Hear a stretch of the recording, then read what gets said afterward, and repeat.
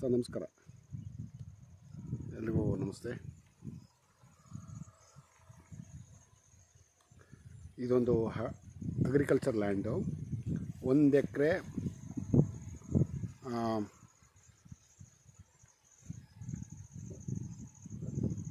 37 ಕುಂಟೆ, ಸಂಪೂರ್ಣ red soil. ಒಂದು ಸಮತಟ್ಟವಾಗಿದೆ. ಲ್ಯಾಂಡ್ ಒಳಗಡೆ ಆಲ್ಮೋಸ್ಟ್ ನನ್ನ 90% ಏನೂ ಕ್ಲೀನ್ ಮಾಡೋಂಗಿಲ್ಲ, ಎಲ್ಲ ಕ್ಲೀನಾಗಿದೆ. ಆ ಹುಲ್ಲಿದೆಯಲ್ಲ, ಆ ಹುಲ್ಲು ಮತ್ತು ಆ ಕಡೆ ಒಂದು ಪಂಪ್ಸೆಟ್ ಮನೆ ಇದೆಯಲ್ಲ, ಅದು ಕೂಡ ಇವ್ರದೇನೆ. ಈ ಕಡೆ ಬಾಳೆ ಇದೆಯಲ್ಲ, ಅದಕ್ಕೆ ಎಂಡು. ಇದೇ ರಸ್ತೆ, ಇದು ರೆಕಾರ್ಡಲ್ಲಿ ಇರ್ತಕ್ಕಂಥ ರಸ್ತೆ.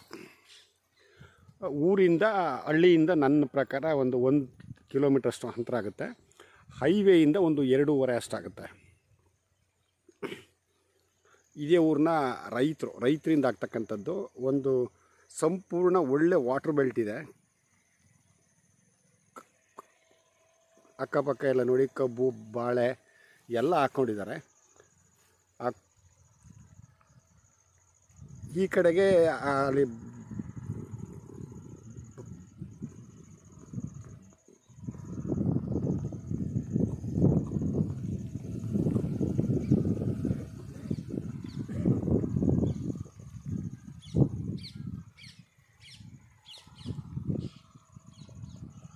ಆ ಕಡೆ ಬಾಳೆ ಇದೆಯಲ್ಲ, ಆ ಕಡೆಗೆ ಅದೇ ಹೆಂಡು.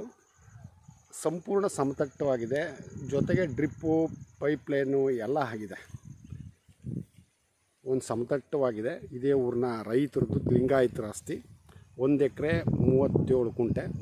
ನಾನು ಆಗಲೇ ಹೇಳ್ದಂಗೆ ಹಳ್ಳಿಯಿಂದ ಒಂದು ಕಿಲೋಮೀಟ್ರ್ ಅಷ್ಟಾಗುತ್ತೆ. ಆದರೆ ಇದೇನು ಇಂಟೀರಿಯರ್ ಏನಲ್ಲ. ಇಲ್ಲಿ ಯಾವುದೇ ಥರದ ಕಾಡು ಪ್ರಾಣಿಗಳ ಹಾವಳಿ ಇಲ್ಲ. ಜೊತೆಗೆ ಈ ಒಂದು ಹಳ್ಳಿಗೆ ಕಬಿನಿ ವಾಟ್ರ್ ಇದೆ, ಆದರೆ ಈ ಲ್ಯಾಂಡ್ಗೆ ಆಡಾಗಲ್ಲ ಅದು.